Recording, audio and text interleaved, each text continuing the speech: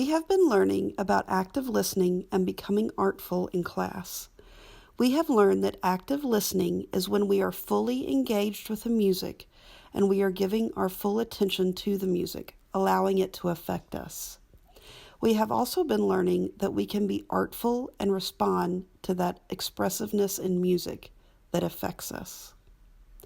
Today we are going to be learning about Evelyn Glennie. Evelyn Glennie is our musician who exemplifies our learner profile of open-minded. Evelyn Glennie is a percussionist from Scotland. She has been profoundly deaf since the age of 12. She taught herself to hear using other parts of her body rather than her ears, and one of her missions is to help others learn to really listen to music and feel it. She received the honor of knighthood from the Queen, and her official title is Dame Evelyn Glennie. Let's learn more about this amazing woman. Please welcome Evelyn Glennie.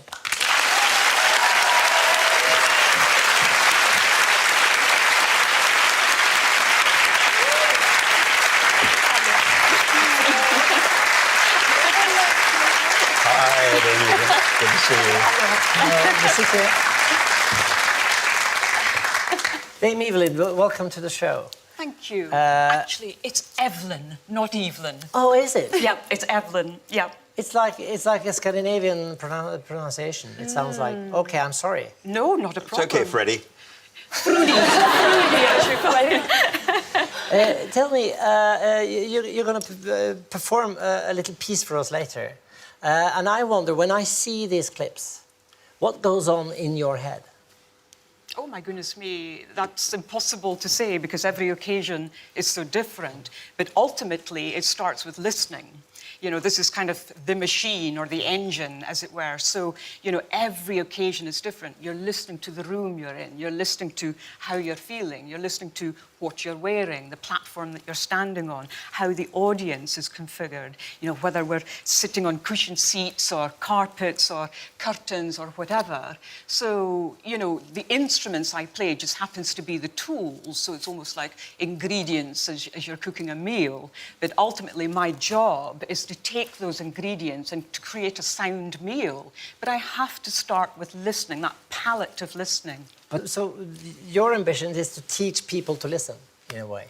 Well, you know, understand. it's quite an ambition, actually, but we all have the opportunity to do that every single day of our lives. We really do. You know, we have a tendency to conduct our lives where we're looking downwards at the moment. We're on our mobile phones or on our computers, and, you know, oh, there's someone there, but, oh, yes, this is more important. And we're missing not just that oral attention, but listening is about looking at a person. And William mentioned about, you know, looking at a horse's eyes, you know.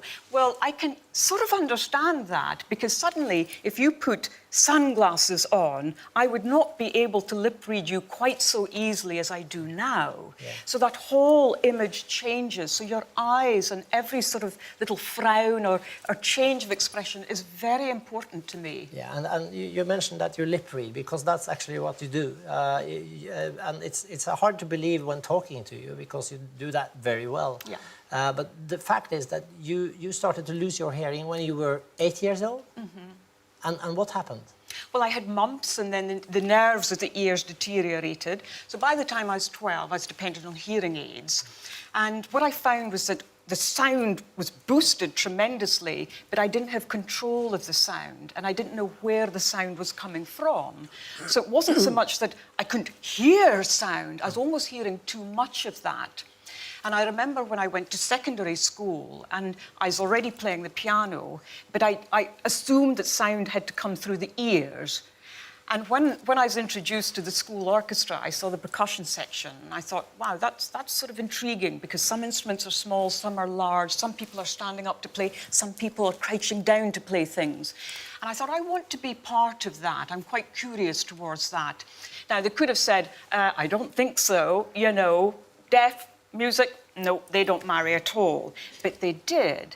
And the curiosity of my percussion teacher, where he believed that curiosity will, you know, sort of propel you in a direction, he said, Evelyn, would you be able to hear more if you took your hearing aids off?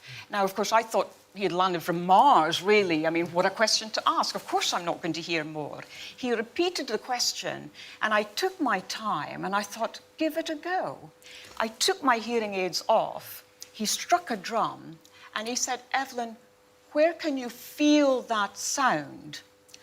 And I thought, where can I feel that sound? Suddenly, my whole body had to stop and really be patient to listen to that sound, so that the sound really sort of seeped through the body and not just be coming through the ears as I thought it would be. So that strike, that initial impact came through the ear, but the resonance then was felt through the body.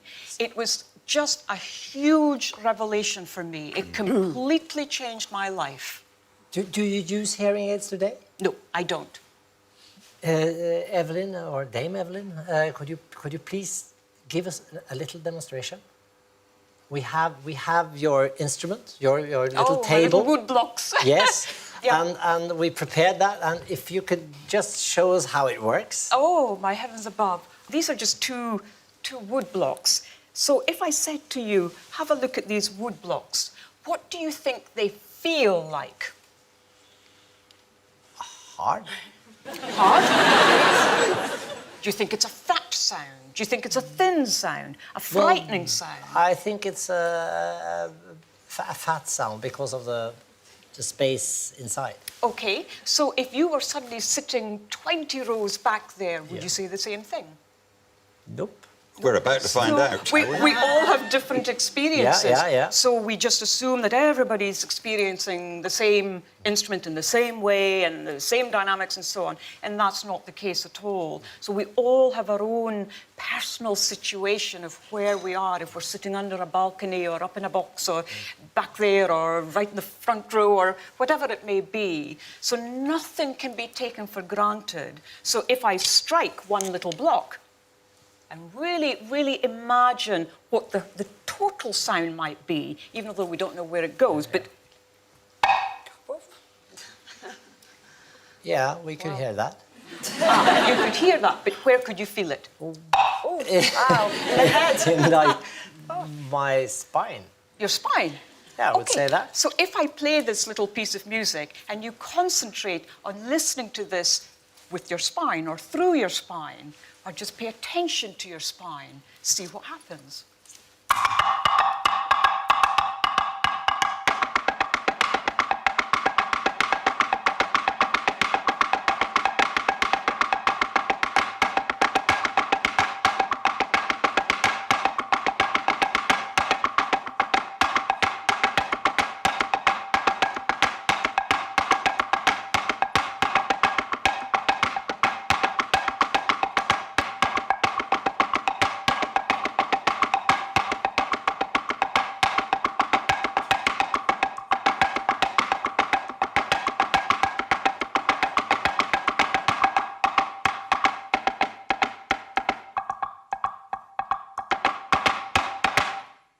Evelyn Glennie.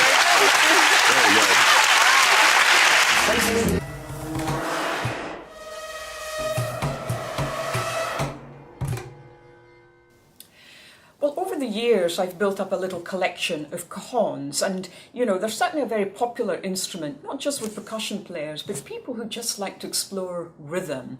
And of course, they're very house-friendly. They don't take up a lot of space, and you can sit on them, use them as a chair or a stool or something. So, but they're just fun to have around, and certainly for youngsters just to explore as well. I mean, really, just let your imagination go. That's what it's about. But I do find that I can get a lot of different colours and different flexibility of sound colour when I just sort of use things in unconventional ways. So this is just a little example of that.